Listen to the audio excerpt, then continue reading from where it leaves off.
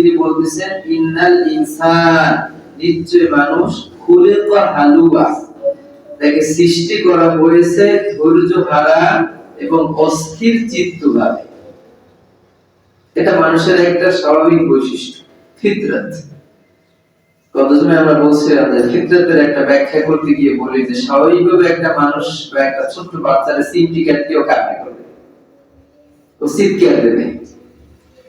আবার যদি চকলেট দেন, পটেটো কিনে দেন, ও হাসবে। এটা আবার ফিতরাত, স্বাভাবিক একটা শিশুর অবস্থাটা উদাহরণস্বরূপ এরকম হয়। ফিতরাতের দিক থেকে মানুষকে আল্লাহ সুবহানাহু ওয়া তাআলা অস্থির চিত্ত, ধৈর্য হারা অবস্থায় আল্লাহ রাব্বুল আলামিন সৃষ্টি করেছেন। এক নম্বর বৈশিষ্ট্য মানুষের এইটা। ইযা মাসাহু শাররু জাসুআ, ইযা যখন মাসাহু শার ওয়া কল্যাণ, মুসিবত যখন তাকে স্পষ্ট করে, যখন তিনি কোন মুসিবতের মধ্যে পড়ে যায়, বিপদের মধ্যে পড়ে যায়, জাসুআ, তখন তিনি হতাশ হয়ে পড়ে। দুই নম্বর বৈশিষ্ট্য এই মানুষের, যখন তিনি বিপদের মধ্যে পড়েন, কোন অকল্যাণের মধ্যে পড়েন, কোন মুসিবতে আক্রান্ত হয়, তখন তিনি হতাশাগ্রস্ত হয়ে যায়। এটা মানুষ হিসেবে তার মানবীয় দুর্বলতা। তিন নম্বর দুর্বলতা আল্লাহ সুবহানাহু ওয়া তাআলা বলেন ওয়াইদা মাসাহুল খায়র মানুআ, যখন মানুষ সম্পদের অধিকারী হয়, খায়রু মানুআ, ওয়াইদা মাসাহুল খায়রু মানুআ, যখন কোন সম্পদ, কল্যাণ তিনি পেয়ে যান, বরকত লাভ করেন যখন তিনি, মানুআ, তখন তিনি কৃপণ হয়ে যান।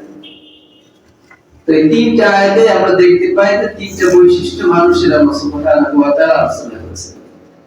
এক নম্বর, ইন্নাল ইনসানা খুলিকা হালুয়া, মানুষকে আল্লাহ রাব্বুল আলামিন ধৈর্যহারা, অস্থির চিত্ত অবস্থায় বানিয়েছেন। এটা মানুষের মানবীয় দুর্বলতা আমাদের মধ্যে থাকবে, এটাই স্বাভাবিক। দুই নম্বর, যখন কোন বিপদের মধ্যে পড়বে তখন তিনি হতাশাগ্রস্ত হয়ে পড়েন। তিন নম্বর, যখন সম্পদের মালিক হয় তখন তিনি কৃপণ হয়ে যায়।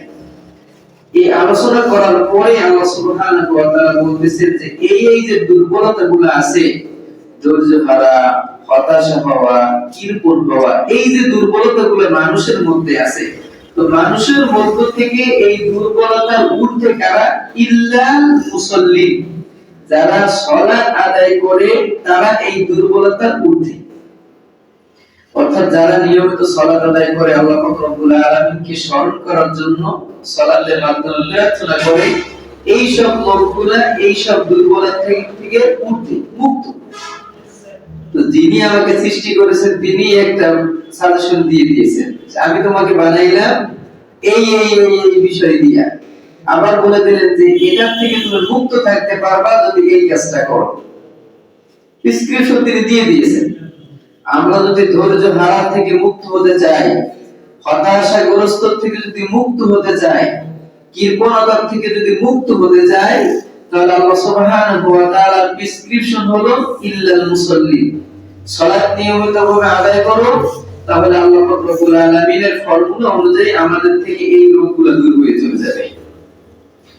আল্লাযীনা হুম আলা সালাতিহিম দাঈমুন, ধৈর্য হারা, অস্থির চিত্ত, কৃপণতা, হতাশাগ্রস্ত, এদের থেকে মুক্ত পাবে যারা সালাত আদায় করে। কোন সালাত আদায়কারী? আল্লাযীনা হুম আলা সালাতিহিম দাঈমুন, যারা দণ্ডায়মান অবস্থায় নিয়মিত আল্লাহ পাক রব্বুল আলামিনের সামনে সালাতের মাধ্যমে হাজিরা দেয়, তারা এই রোগের থেকে মুক্ত। তো এই আয়াতের মধ্যে আমরা দেখতে পেলাম যে আমাদের মানবীয় দুর্বলতার যে বিষয়গুলো, তার মধ্য থেকে কয়েকটা বিষয় আল্লাহ পাক রব্বুল আলামিন এখানে নিয়ে আসছেন। কৃপণতা, বখিলতা, ধৈর্য হারা, অস্থির চিত্ত, হতাশাগ্রস্ত, এগুলোর থেকে আল্লাহ পাক রব্বুল আলামিন ওইসব মানুষকে মুক্তি দান করবেন যারা নিয়মিতভাবে সালাত আদায় করে। এরপর নবী করিম সাল্লাল্লাহু আলাইহি সাল্লাম এক হাদিসের মধ্যে বলেন, আরাইতু লা আন্না নাহারান বাবা, তোমরা কি জানো যদি কোনো মানুষের বাড়ির সামনে একটা নহর থাকে, একটা ক্যানেল, একটা খাল অথবা নদী বা পুকুর, ঝর্ণা, এটা যদি কারো বাড়ির সামনে থাকে, আর এই ঝর্ণা থেকে বা পুকুর থেকে এই ব্যক্তি দৈনিক 5 বার গোসল করে, তো এই লোকটার শরীরে কি কোনো ময়লা থাকতে পারে? সাহাবীরা বলল, ইয়া রাসূলুল্লাহ, না, তার শরীরে তো কোনো ময়লা অবশিষ্ট থাকার কথা না। তখন নবী করিম সাল্লাল্লাহু আলাইহি ওয়াসাল্লাম বললেন যে একজন মুসল্লি সালাত আদায়কারীর বৈশিষ্ট্য এরকম, যখন দৈনিক 5 ওয়াক্ত সালাত আদায় করে তো তার আমলনামা থেকে আল্লাহ পাক রব্বুল আলামিন ওইভাবে পরিষ্কার করে দেন যেভাবে একজন লোক 5 বার দৈনিক গোসল করলে ময়লা মুক্ত শরীরের অধিকারী হয়। ঠিক একই ভাবে যে ব্যক্তি 5 ওয়াক্ত সালাত আদায় করে তার আমলনামা, তার যে খাতা থাকে দৈনন্দিন রিপোর্টের, এটা আল্লাহ পাক রব্বুল আলামিনের ফেরেশতাদের মাধ্যমে এটাকে একেবারে পরিষ্কার সাফা বানিয়ে দেন। এরকম আরো অসংখ্য উদাহরণ আল্লাহ নবী সাল্লাল্লাহু আলাইহি ওয়াসাল্লাম আমাদের জন্য দিয়ে দিয়েছেন। কিছু কিছু বিষয় আছে আমাদের জানা থাকলে আমাদের আমলের জন্য সুবিধা হয়। এখানে আমরা একটু আগে বলছি যে বুনিয়াল ইসলাম আলা খামসিন, ইসলামের বেনা, ইসলামের ভিত্তি, ইসলামের স্তম্ভ পাঁচটি। পাঁচটির প্রথমটা আমরা সকলেই গ্রহণ করি ঈমান। এই ঈমানের পরে সবথেকে মূল্যবান সম্পদ যেটা আমরা পাই সেটা হলো আমাদের সালাত প্রতিষ্ঠা করা। এই সালাতটাকে এতটা গুরুত্ব প্রদান করা হয়েছে, গুরুত্বের দিক থেকে সালাতটা সবচেয়ে গুরুত্বপূর্ণ। এই আমলগুলো কিছু ক্যাটাগরি আমরা দেখতে পাই, দুনিয়াও যেরকম বিভিন্ন কিছু বৈশিষ্ট্য এক এক দিকে আমরা দেখতে পাই, আমলের কিছু কিছু বৈশিষ্ট্য এক একটা আমলের এক একটা পাওয়ার থাকে, এক একটা আমলের এক একটা কি পাওয়ার থাকে। যেমন আমরা গত 2-1 জন আগে আলোচনা করছিলাম যে নেকির ওয়েটের দিক থেকে, ওজনের দিক থেকে সবথেকে ভারী ওজন হয় যে আমলের নেকি, সেটা হলো সদাচরণ। মানুষের সঙ্গে ভালো ব্যবহার করলে পরে যে নেকিটা দিবে আল্লাহ পাক রব্বুল আলামিন, এই নেকির ওজন কিয়ামতের মাঠে সবথেকে বেশি কি ভারী হবে। অর্থাৎ নেকি সালাত আদায় করলেও পাবো, সিয়াম পালন করলেও কি পাবো, দান সদকা করলেও পাবো, মানুষের সঙ্গে ভালো ব্যবহার যদি করি এটার বিনিময়ে আল্লাহ নেকি দান করবে। কিন্তু এটা যখন মিজানের পাল্লায় ওজন দেওয়া হবে, এই সবগুলোর মধ্য থেকে সদাচরণের নেকিটা কি বেশি ভারী হবে। তাহলে গুরুত্বের দিক থেকে সবথেকে বেশি গুরুত্ব আরোপ করছে সালাতের দিকে। আবার যদি দেখা যায় ইবাদতের, আল্লাহকে খুশি করার জন্য যে ইবাদতগুলো আছে এই ইবাদতগুলোর ভিতরে আবার সাদৃশ্যপূর্ণ, মানে সিয়াম একটা ইবাদত। আল্লাহ রাসূল সাল্লাল্লাহু আলাইহি ওয়াসাল্লাম এক সাহাবী বললেন, ইয়া রাসূলুল্লাহ, আমাকে এমন একটা ইবাদতের কথা বলুন যেটার বিনিময়ে আমি আল্লাহ পাক রব্বুল আলামিনকে সবথেকে বেশি খুশি করব। তখন আল্লাহ রাসূল সাল্লাল্লাহু আলাইহি ওয়াসাল্লাম বললেন, ইয়া উমামা আলাইকা বিস-সাওম ফাইন্নাহু লা আদলা লাহু, ওমা তুমি সিয়াম পালন করো, যে সিয়ামের সাদৃশ্যপূর্ণ ইবাদত পৃথিবীতে আর কোনো নেই। অর্থাৎ খুশির দিক থেকে যদি দাঁড়ায় তাহলে সিয়াম, কারণ এক একটা ইবাদতকে আল্লাহ পাক রব্বুল আলামিন এক একটা ভাবে গুরুত্ব প্রদান করেছেন। যেমন সাদাকা, দান, এটার পাওয়ারের দিক থেকে, শক্তির দিক থেকে এটা সবথেকে বেশি বেশি। আল্লাহ রাসূল সাল্লাল্লাহু আলাইহি ওয়াসাল্লাম as-সাদকাতু as-সাদকাতু বুরহান, দান হলো দলিল। দুনিয়া যেমন মানুষ একটা জায়গা ক্রয় করার পরে বলে যে না এই জায়গাটার মালিক আমি, এই যুগটা কত সময় কাটাতে পারবে যত সময় পর্যন্ত তার দলিল থাকে, তার একটা শক্তি দেয় কি আলাদা। দলিল ছাড়া যদি আপনার ক্ষমতা শক্তি থাকে অথবা আপনার জনগণের মাধ্যমে আপনি জায়গাটা দখল করে থাকেন, তো 2 বছর 4 বছর 6 বছর 15 20 এক সময় কি আপনার এই জায়গাটা ছেড়ে দেওয়া লাগবেই লাগবে, যদি দলিল আপনার কাছে কি নাই। এজন্য দানকে বলা হয় as-সাদকাতু বুরহান। দানটা হলো দলিল। কিসের দলিল? জান্নাত আমি পাবো, এই দলিলটা হলো দান। যে আল্লাহ আমি তোমার জান্নাত পাবো, এটা দলিল হলো এই সদকা আমি করছি। এটা বলতেছিলাম যে এক একটা ইবাদতের গুরুত্ব এক এক দিক থেকে আল্লাহ পাক রব্বুল আলামিন বাড়িয়ে দিয়েছেন। তা আমাদের দৈনন্দিন জীবনের এই হতাশাগ্রস্ত, বিপদ আপদ, ধৈর্য হারা, কৃপণতা, অস্থির হওয়া, পেরেশানি হওয়া, এই যে দুর্বলতাগুলো মানুষ হিসেবে আল্লাহ আমাদেরকে দিয়ে দিয়েছে, এর থেকে যদি আমরা উত্তরণ হতে চাই, মুক্তি পেতে চাই, তাহলে আমাদেরকে নিয়মিত সালাত আদায় করতে হবে। এটা আল্লাহ পাক রব্বুল আলামিনের ঘোষণা। যারা সালাত নিয়মিতভাবে আদায় করে তাদের ভিতরে আল্লাহ পাক রব্বুল আলামিন সবরের শক্তি দান করেন।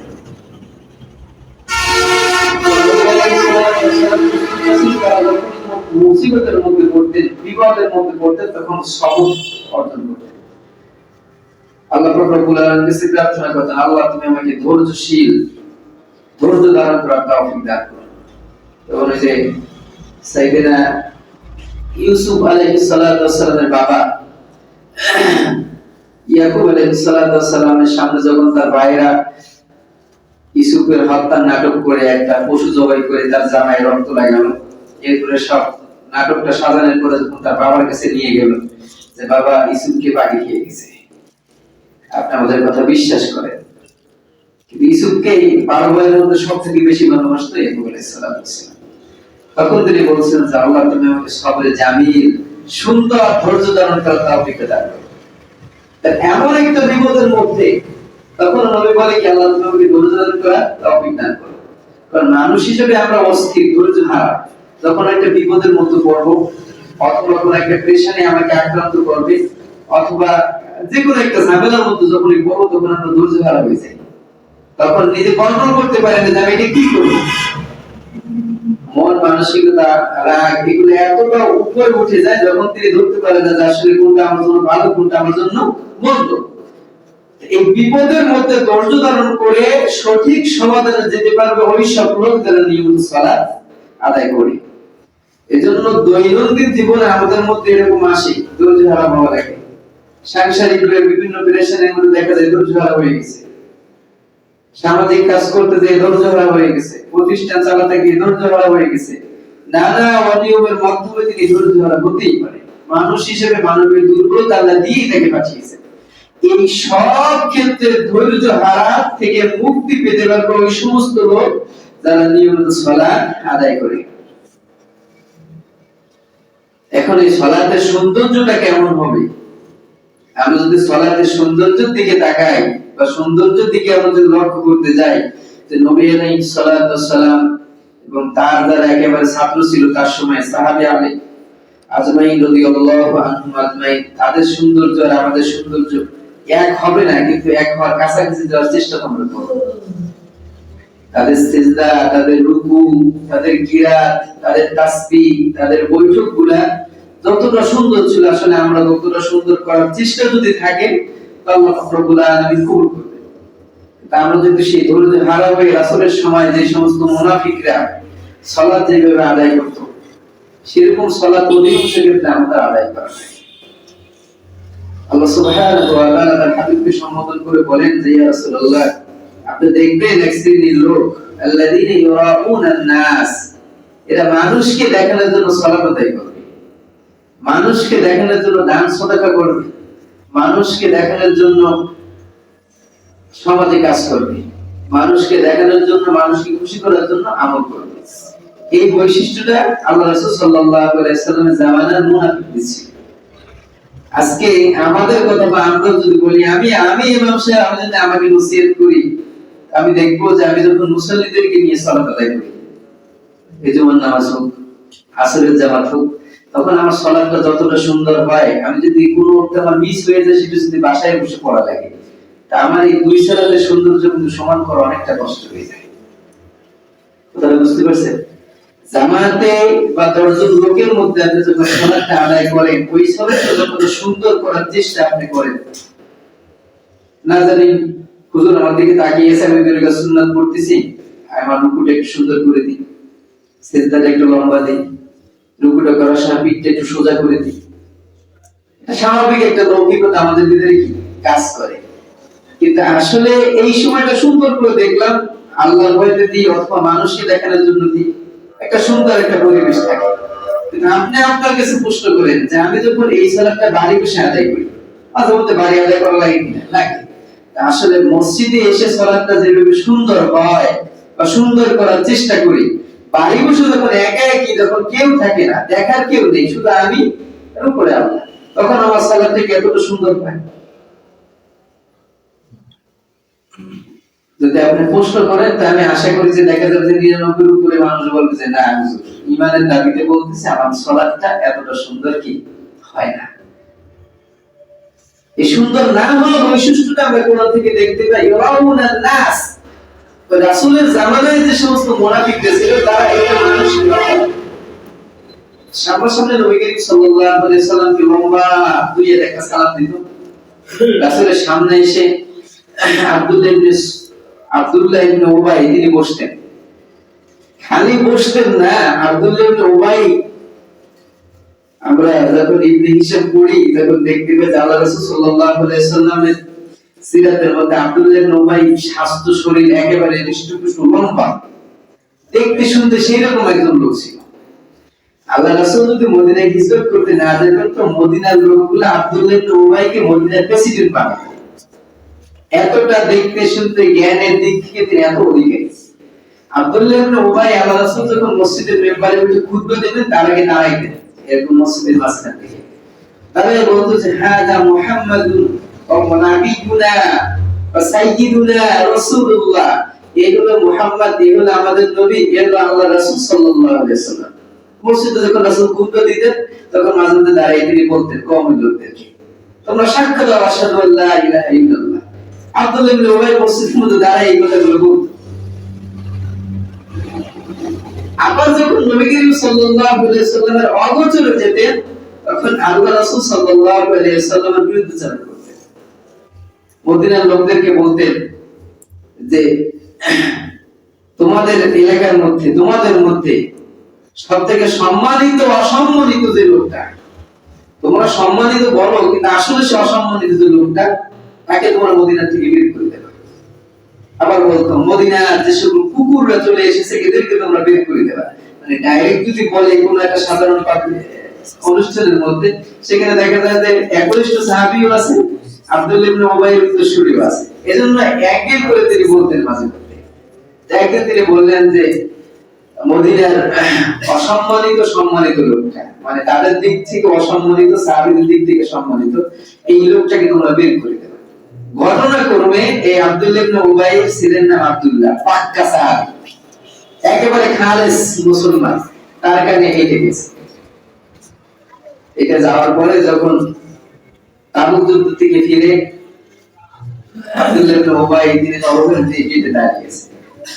আবার তুমি আমার এই প্রশ্নের উত্তর দেবা, তারপরে তুমি ঘরের ভিতরে প্রবেশ করবে, মদিনার মধ্যে তুমি প্রবেশ করবে। কি প্রশ্ন তোমার? তুমি যে অমুক অমুক লোককে বলেছো মদিনার অসম্মানিত সম্মানিত লোকটা, এই লোকটাকে স্পষ্ট করে তারপরে তোমার সামনে যেতে হবে। কথাটা বুঝাই? তোমার এই বাক্য স্পষ্ট করে তারপরে সামনের দিকে পা ফেলতে হবে। আমার খোলা তরবারি এই যে তুমি যে বক্তব্য দিয়েছো মদিনার অসম্মানিত সম্মানিত লোকটা, সাহাবীদের কাছে সম্মানিত আর কারোর কাছে অসম্মানিত, এই লোকটাকে তুমি স্পষ্ট করে তারপরে মদিনায় প্রবেশ করবে। বাপ তার পিতার বিরুদ্ধে তরবারি করে দাঁড়িয়ে আছে। এই আব্দুল্লাহ ইবনে উবাই তিনি যখন মসজিদে এসেছেন রাসূলের পিছনে সালাত আদায় করতেন এবং জুমা মসজিদে মানুষ দাঁড়িয়ে বলতেন হাযা নাবিয়ুনা ওয়া সাইয়্যিদুনা ওয়া রাসূলুল্লাহ নাশহাদু আল্লা ইলাহা ইল্লাল্লাহ, আমরা সাক্ষ্য দিছি আপনি আপনার রাসূল। যখন অবসরে চলে যেতেন তখন রাসূলের বিরুদ্ধাচরণ যা যা করা দরকার সব। আমরা যেটা বলতেছিলাম এই আলোচনার মধ্যে আল্লাহ রাসূল সাল্লাল্লাহু আলাইহি সাল্লামকে আল্লাহ জানিয়ে দিলেন যে এদের দেখবেন কি ওয়াউনান নাস, এরা মানুষকে দেখানোর জন্য সালাত আদায় করবে, সিয়াম পালন করবে, যা কিছু আমল করবে এটা লোক দেখানো, খুশি করার জন্য।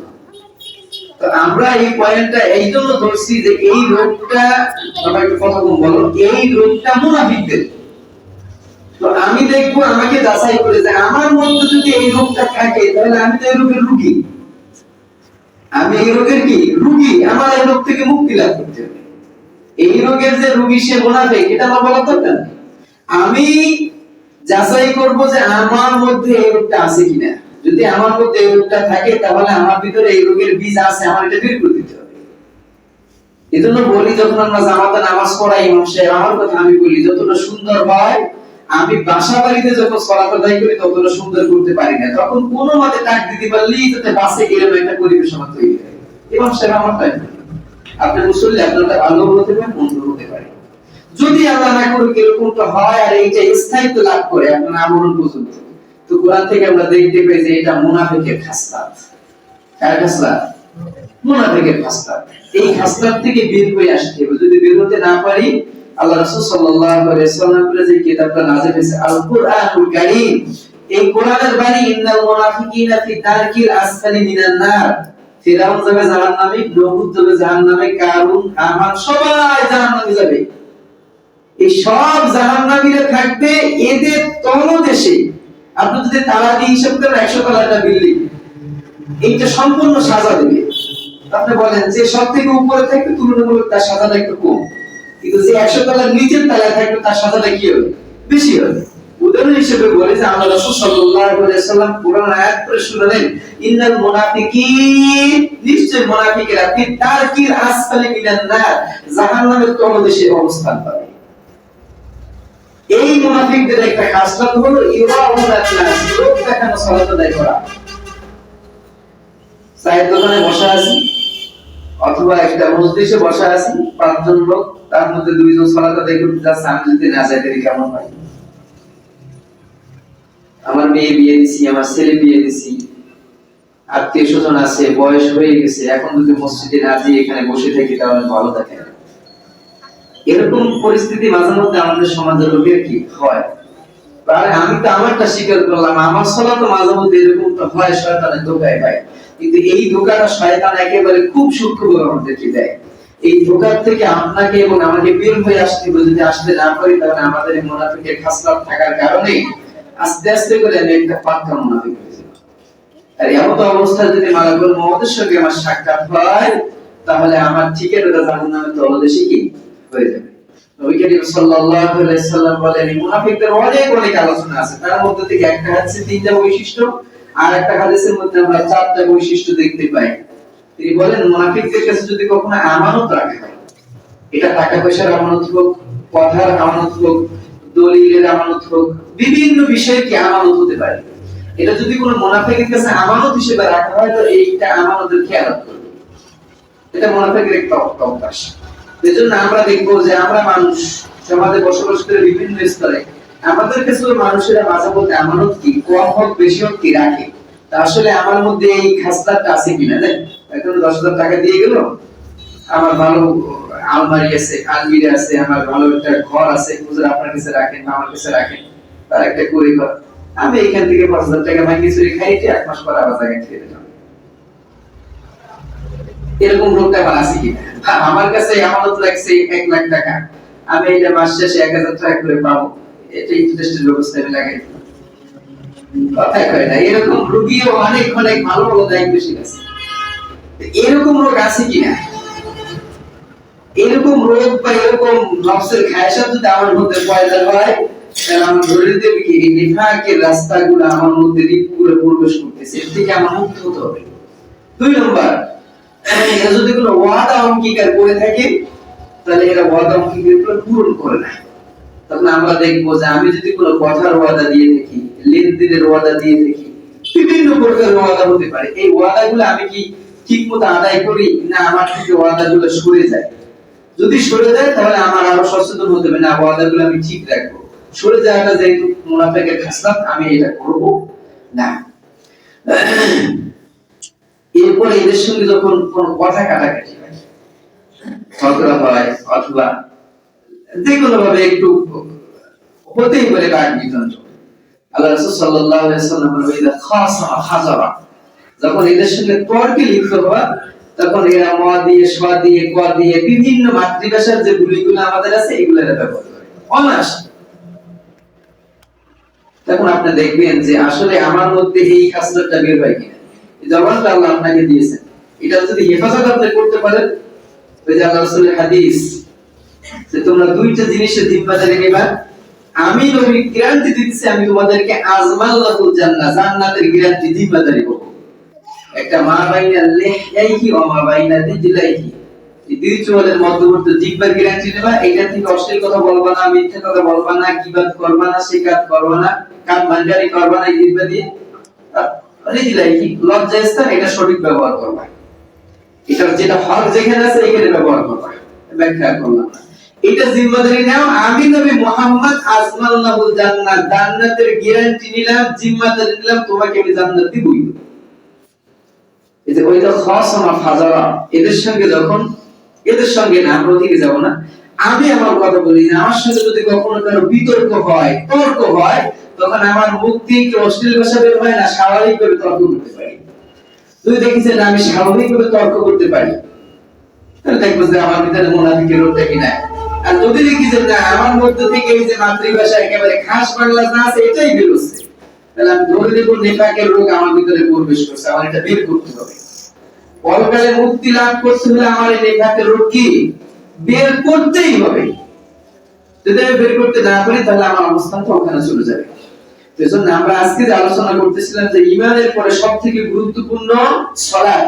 এই সালাত আদায়কারীগণ বেশ কিছু পাপের থেকে মুক্তি লাভ করতে পারবে। এটা আল্লাহ পাক রব্বুল আলামিনের ফরমান। তিনি বলেন ইন্নাল ইনসানা খুলিকা হালুয়া, যারা নিয়মিত সালাত আদায় করে তারা ধৈর্য হারা হয় না, তাদেরকে আল্লাহ ধৈর্য হারা করবেন না। ইদা মাসাউ শাররু জাজুয়া, যারা নিয়মিত সালাত আদায় করে তারা হতাশ হবে না, যে কোনো বিপদের মধ্যে তারা স্থির থাকতে পারবে যে না আল্লাহ দেশে আল্লাহ এটা থেকে উদ্ধার করবেন। ওইদা মাসাহুল খায়রু মানুয়া, যদি সে সম্পদের অধিকারী হয়, কল্যাণ লাভ করে, বরকত লাভ করে, সফলতা অর্জন করে, তখন তাকে বখিলতা কৃপণতার রোগ তাকে স্পর্শ করতে পারবে না। তো এইজন্য আমরা আল্লাহ পাক রব্বুল আলামিনের কাছে ফরিয়াদ করব এবং আল্লাহ পাক রব্বুল আলামিনকে স্মরণ করার জন্য সবথেকে উত্তম মাধ্যম হলো সালাত। এই সালাতে পাবন্দী হব। আল্লাহ পাক রব্বুল আলামিন আমাদেরকে তৌফিক দান করুন। আল্লাহুম্মা আমিন।